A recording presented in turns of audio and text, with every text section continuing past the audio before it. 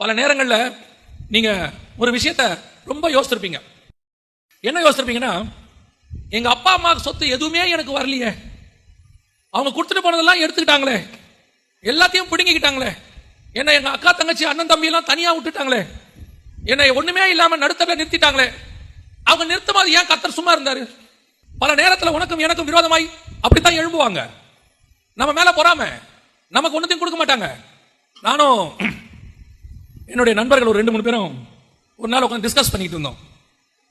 எங்க 4 பேருக்கும் ஒரு ஒத்துமை இருந்துச்சு. 3 பேருக்கும் என்ன ஒத்துமைன்னா, ஒரு நாள் பேசிட்டு இருக்கும்போது பார்த்தோம், ஏன் நம்முடைய அப்பாக்கள்லாம் நமக்கு ஒண்ணுமே வச்சுட்டு போல உட்காந்து யோசிக்கிறோம். அப்பதான் யோசிக்கிறோம், யாருடைய அப்பாவும் யாருக்கும் ஒன்றும் கொடுத்துட்டு போல. அதுல ஒரு நண்பன் சொன்னான், உங்களுக்காவது கொடுத்துட்டு போல, எங்க அப்பா எனக்கு கடன் வச்சுட்டு போயிருக்கிறாரு. உங்களையாவது உங்க அப்பா சும்மா விட்டாரு, எங்க அப்பா என்ன பண்ணிட்டாரு, கடனோட விட்டுட்டு போயிட்டாரு. இப்படி பேசிட்டே இருக்கிறோம். நான் ரொம்ப யோசிச்சேன், ஏன் நமக்கு மட்டும் ஒண்ணும் கிடைக்கல? எங்க அம்மா வழி சைடுல எங்க அப்பா வழி சைடுல வர வேண்டிய எதுவும் எனக்கு வரல. எல்லாத்தையும் ஏமாத்தி எடுத்தாச்சு, இல்ல தூர்த்து போட்டாங்க, கொடுக்காம போயிட்டாங்க, ஏமாத்தி ஏதோ ஒண்ணு நடந்துருச்சு. ஆனால் ஒன்று ஏன் எனக்கு கிடைக்கல அப்படின்னு யோசித்த போது ஆண்டவர் சொன்னாரு, நான் தான் அந்த அனுமதி கொடுத்துருக்கிறேன். ஏன்? அவன் வெட்டின துறவை நீ வச்சிருந்தா அது உங்க அப்பாவால வந்த ஆசீர்வாதம் பா.